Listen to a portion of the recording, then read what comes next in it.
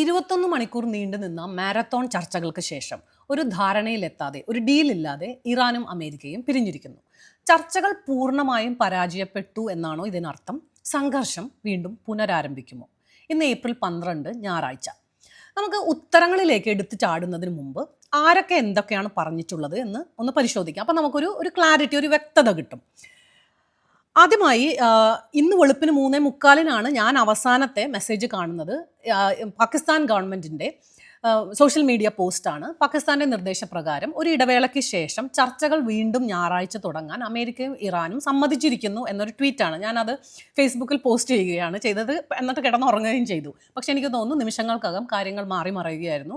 JD vans പുറത്തു വന്ന് പത്രക്കാരെ കാണുകയും ചർച്ചകൾ ഒരു ഡീൽ ഉണ്ടായില്ല എന്ന് പറയുകയും അമേരിക്കൻ ഡെലിഗേഷൻ തിരിച്ചു പോകാൻ തീരുമാനിക്കുകയുമാണ് ചെയ്തത്. നമുക്ക് എന്താണ് JD വാൻസിൻ്റെ സ്റ്റേറ്റ്മെൻറ്റ് എന്നൊന്ന് പരിശോധിക്കാം. അദ്ദേഹം ആദ്യം പറഞ്ഞത്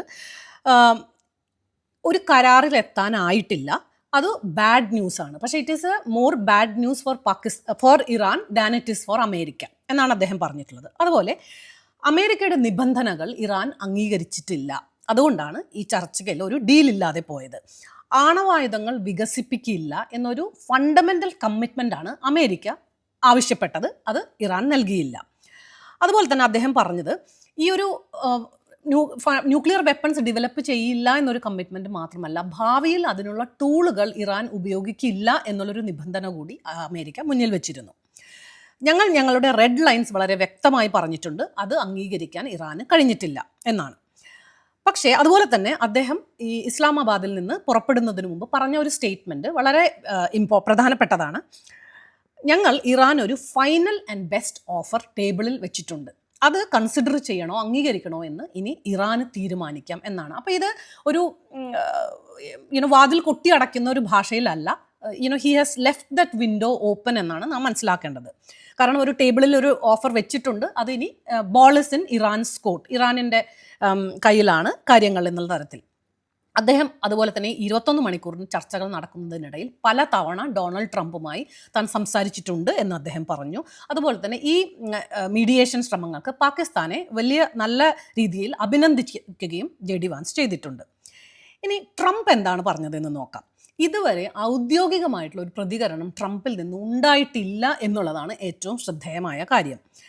അദ്ദേഹം ഈ ചർച്ച നടക്കുന്നതിന് ഇടയിൽ ഈ ഫ്ലോറിഡയിൽ ഒരു UFC മാച്ച് കാണാൻ വേണ്ടി പോയിരിക്കുകയാണ് ട്രംപ്. പക്ഷെ ആ പോകുന്ന വഴിക്ക് റിപ്പോർട്ടേഴ്സിനോട് പറഞ്ഞത് whether there is a deal or no deal, ഞങ്ങൾ ഓൾറെഡി ജയിച്ചു കഴിഞ്ഞു എന്നൊരു പ്രസ്താവന പറഞ്ഞിട്ടാണ് അദ്ദേഹം UFC മാച്ച് കാണാൻ പോയിട്ടുള്ളത്. ഇതുവരെ ട്രംപിൽ നിന്നൊരു സ്റ്റേറ്റ്മെൻറ്റ് ഉണ്ടായിട്ടില്ല. എല്ലാവരും ആശങ്കയോടുകൂടി തന്നെ എന്ന് പറയട്ടെ വെയിറ്റ് ചെയ്യുന്നത് ട്രംപ് ഇതിനെ എങ്ങനെ കാണുന്നു, അദ്ദേഹം എന്തായിരിക്കും പറയുക എന്നുള്ളതാണ്. ഇറാൻ എന്താണ് പറഞ്ഞിട്ടുള്ളത് എന്ന് നോക്കാം. ഈ ചർച്ചകൾക്ക് ശേഷം ഇറാൻ്റെ വിദേശകാര്യ മന്ത്രാലയം പോസ്റ്റ് ചെയ്തിരിക്കുന്ന ഒരു സ്റ്റേറ്റ്മെൻറ്റിൽ ചർച്ചകൾ പരാജയപ്പെട്ടു എന്നൊരു വാക്ക് ഇറാൻ ഉപയോഗിച്ചിട്ടില്ല എന്നുള്ളത് വളരെ ശ്രദ്ധേയമാണ്. അതുപോലെ JD വാൻസ് പറഞ്ഞ ഈ ഫൈനൽ ഓഫർ, ഈ ടേബിളിൽ വെച്ചിട്ടുണ്ടെന്ന് പറയുന്ന ഒരു ഫൈനൽ ഓഫറിനെ കുറിച്ച് യാതൊരു മെൻഷനും ഇറാൻ്റെ സ്റ്റേറ്റ്മെൻറ്റിൽ പറഞ്ഞിട്ടില്ല. പക്ഷേ അമേരിക്ക അതിരുകടന്ന അല്ലെങ്കിൽ നിയമവിരുദ്ധമായ ആവശ്യങ്ങൾ ഒഴിവാക്കണം എന്നാണ് വിദേശകാര്യ മന്ത്രാലയത്തിൻ്റെ സ്റ്റേറ്റ്മെൻറ്റിൽ പറയുന്നത്. അതുപോലെ ഒരു മീറ്റിംഗ് കൊണ്ട് ഒരു കരാർ ഉണ്ടാകുമെന്ന് പ്രതീക്ഷിക്കേണ്ടതില്ല, ആരും അങ്ങനെ പ്രതീക്ഷിച്ചിരുന്നില്ല എന്നുള്ളൊരു സ്റ്റേറ്റ്മെൻറ്റ്, അത് വളരെ പ്രാക്ടിക്കൽ ആയിട്ടുള്ള ഒരു സ്റ്റേറ്റ്മെൻറ്റാണ്.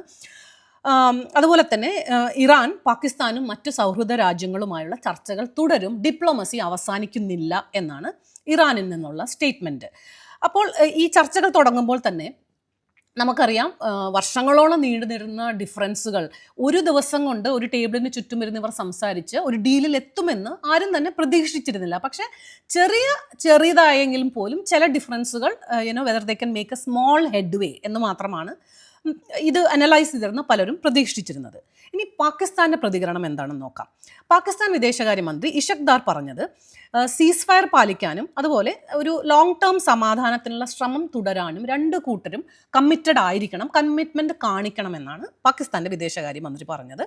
അതുപോലെ പാകിസ്ഥാൻ ഇവരുടെ ഈ മീഡിയേഷൻ ശ്രമങ്ങൾ തുടരും, സമാധാനത്തിലേക്ക് എത്താൻ പറ്റുമെന്ന് ഒരു പോസിറ്റീവായിട്ടുള്ള ഒരു സമീപനം അല്ലെങ്കിൽ ഒരു പ്രതീക്ഷ കൈവിടുന്നില്ല എന്നാണ് പാകിസ്ഥാൻ പറഞ്ഞിരിക്കുന്നത്. ഇപ്പോൾ ഈ 3 പ്രതികരണങ്ങളും നമുക്ക് വ്യക്തമായി മനസ്സിലായി. ഇസ്രായേൽ എൻ്റെ പ്രതികരണം എന്താണെന്ന് നോക്കാം. ഇസ്രായേൽ ഒരു ഡയറക്റ്റായിട്ട് ഈ നെഗോഷിയേഷന് പ്രതികരിച്ചിട്ടില്ലെങ്കിൽ പോലും ഒരു മിഡിൽ ഈസ്റ്റ് മാപ്പിൻ്റെ മുന്നിൽ നിന്നുകൊണ്ട് ബെഞ്ചമിൻ നെതന്യാഹു പറഞ്ഞത്, അവർ ഞങ്ങളെ സ്ട്രാങ്കുലേറ്റ് ചെയ്യാൻ, കഴുത്ത് ഞെരിക്കാൻ വേണ്ടി ശ്രമിച്ചു, പക്ഷെ ഞങ്ങളാണ് തിരിച്ചത് ചെയ്തത്, ഇനിയും അത് ചെയ്യാൻ തന്നെയാണ് ഞങ്ങൾ തുടരുന്നത്. നമ്മളത് if you read between the lines നമുക്ക് മനസ്സിലാകുന്നത് ഈ അറ്റാക്കുകൾ ഇസ്രായേൽ തുടരും എന്ന് തന്നെയാണ് നമുക്ക് മനസ്സിലാകാൻ സാധിക്കുന്നത്. ഈ സ്റ്റേറ്റ്മെൻറ്റ് വരുന്നത് ചൊവ്വാഴ്ച വാഷിങ്ടണിൽ ഇസ്രായേലും ലെബനീസ് ഗവൺമെൻറ് പ്രതിനിധികളും തമ്മിലുള്ള ചർച്ചകൾക്ക് മുന്നോടിയായിട്ടാണ് ഇങ്ങനെയൊരു സ്റ്റേറ്റ്മെൻറ്റ് നെതന്യാഹു. അപ്പോൾ ഈ സീസ് ഫയർ നിലനിൽക്കുന്നതിന് ഇതിൻ്റെ വലിയൊരു ഒരു ഇമ്പോർട്ടൻ്റ് ആയിട്ടുള്ള ഒരു ആസ്പെക്റ്റ് എന്ന് പറയുന്ന ഒരു തിയേറ്റർ എന്ന് പറയുന്നത് ഇപ്പോൾ ലെബനനിൽ നടക്കുന്ന ഹെസ്ബുള്ളയുമായിട്ടുള്ള യുദ്ധമാണ്. അത് പൂർണ്ണമായും നിന്നിട്ടില്ല. ഈ ചർച്ചകൾ നടക്കുമ്പോൾ പോലും അറ്റാക്കുകൾ ലെബനനിൽ നടന്നിട്ടുണ്ട്. ഹെസ്ബുള്ള തിരിച്ച് ഇസ്രായേലിനും ആക്രമിച്ചിട്ടുണ്ട്, ഈവൻ ഈ ചർച്ചകൾ നടക്കുന്ന സമയത്ത് വരെ. ഇനി ഞാൻ പറഞ്ഞതുപോലെ ഈ ഒരു ദിവസത്തിൽ ഒരു കരാറിൽ എത്തിപ്പെടാൻ സാധിച്ചിട്ടില്ല എന്നുള്ളതുകൊണ്ട് പ്രതീക്ഷ നമുക്ക് പൂർണ്ണമായും കൈവെടിയാൻ പറ്റുമോ എന്ന് ചോദിച്ചാൽ, നാം 2015 ഒബാമ ഇറാനുമായി ഉണ്ടാക്കിയ ഒരു ന്യൂക്ലിയർ കരാർ ഏതാണ്ട് 3 വർഷത്തിൽ കൂടുതൽ ആ ചർച്ചകൾ നടത്തിയിട്ടാണ് അങ്ങനെ ഒരു കരാറിൽ എത്തിപ്പെട്ടിട്ടുള്ളത്. അപ്പോൾ അങ്ങനെ ഇരിക്കുന്ന ഒരു സാഹചര്യത്തിൽ ഒരൊറ്റ ദിവസം കൊണ്ട് ഒരു കരാറിൽ എത്തിപ്പെടാത്തത് കൊണ്ട് ചർച്ചകൾ പൂർണ്ണമായും പരാജയപ്പെട്ടു. Islamabad talks collapsed. ഇപ്പം നമ്മൾ ചില TV ചാനലുകളൊക്കെ കണ്ടാൽ നമുക്ക് മനസ്സിലാവും ഇത് പൂർണ്ണമായും പരാജയപ്പെട്ടു, ഇനി സമാധാനത്തിലേക്ക് യാതൊരു പ്രതീക്ഷയുമില്ല, അങ്ങനെയൊക്കെയുള്ള വളരെ ഹൈപ്പർ ആയിട്ടുള്ള മെസ്സേജുകളൊക്കെ നമുക്ക് കാണാം. പക്ഷെ എപ്പോഴും ചിലപ്പോൾ ഈ ഒരു walking out from A talk എന്ന് പറയുന്നതും ഒരു സ്ട്രാറ്റജി ആവാം. ഇനിയും 10 ദിവസം കൂടി സീസ് ഫയർ നിലനിൽക്കാൻ 10 ദിവസം കൂടി സമയമുണ്ട്. ഏപ്രിൽ 21 സീസ് ഫയർ അവസാനിക്കുന്നത്. ഒരു ചെറിയ ഒരു സിൽവർ ലൈൻ നമുക്ക് നോക്കണമെങ്കിൽ ഇപ്പോൾ 2 കൂട്ടരും തിരിച്ച് അവരവരുടെ രാജ്യങ്ങളിലേക്ക് പോയിട്ടുണ്ടെങ്കിലും ഇപ്പം നമ്മൾ ഈ വീഡിയോ റെക്കോർഡ് ചെയ്യുന്ന സമയത്ത് വരെ ഒരു സീസ് ഫയർ വയലേഷൻ ഉണ്ടായിട്ടില്ല എന്നുള്ളത് വ്യക്തമാണ്. പക്ഷേ ഇനിയുള്ള ദിവസങ്ങളിൽ ഇനിയുള്ള ഈ 10 ദിവസം സീസ് ഫയർ നിലനിൽക്കുമോ എന്നുള്ളതാണ് ഏറ്റവും പ്രധാനപ്പെട്ട ചോദ്യം. രണ്ടാമത് ട്രംപ് ഇതിനോട് എങ്ങനെ പ്രതികരിക്കും എന്നുള്ളതാണ്. ഇനി രണ്ടാമത് ഒരു സംഘർഷത്തിലേക്ക് നീങ്ങാൻ വേണ്ടിയാണോ? അവിടെ ഷിപ്പുകളെല്ലാം ലോഡഡ് ആൻഡ് ലോക്ക്ഡ് ആയിരിക്കുകയാണ്. പശ്ചിമേഷ്യയിൽ നിന്ന് അമേരിക്കൻ ട്രൂപ്പുകളെ വിഡ്രോ ചെയ്തിട്ടില്ല. അപ്പോൾ അങ്ങനെ ഒരു ഓപ്ഷൻ ട്രംപിൻ്റെ മുന്നിലുണ്ട് എന്നുള്ളത് വ്യക്തമാണ്. പക്ഷേ അദ്ദേഹത്തിൻ്റെ അമേരിക്കയിലുള്ള ഒരു പബ്ലിക് പ്രഷറും പൊളിറ്റിക്കൽ പ്രഷറും ഒക്കെ കണക്കിലെടുക്കുകയാണെങ്കിൽ അങ്ങനെ ഒരു നീക്കത്തിന് ട്രംപ് മുതിരുമോ എന്നുള്ളത്, because it is Trump, it is very unpredictable. പക്ഷേ we have to wait and watch.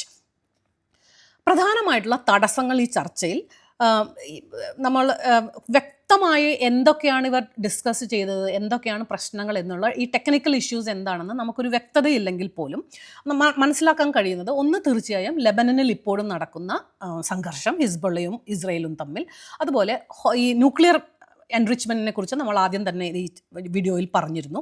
Hormuz സുരക്ഷയെ സംബന്ധിച്ചിട്ടും ഈ US നിബന്ധനകൾ അംഗീകരിച്ചിട്ടില്ല എന്നുള്ളതും പല മാധ്യമങ്ങൾ, എസ്പെഷ്യലി ഇറാനിയൻ റിപ്പോർട്ടുകളിൽ നിന്നും വ്യക്തമാണ്.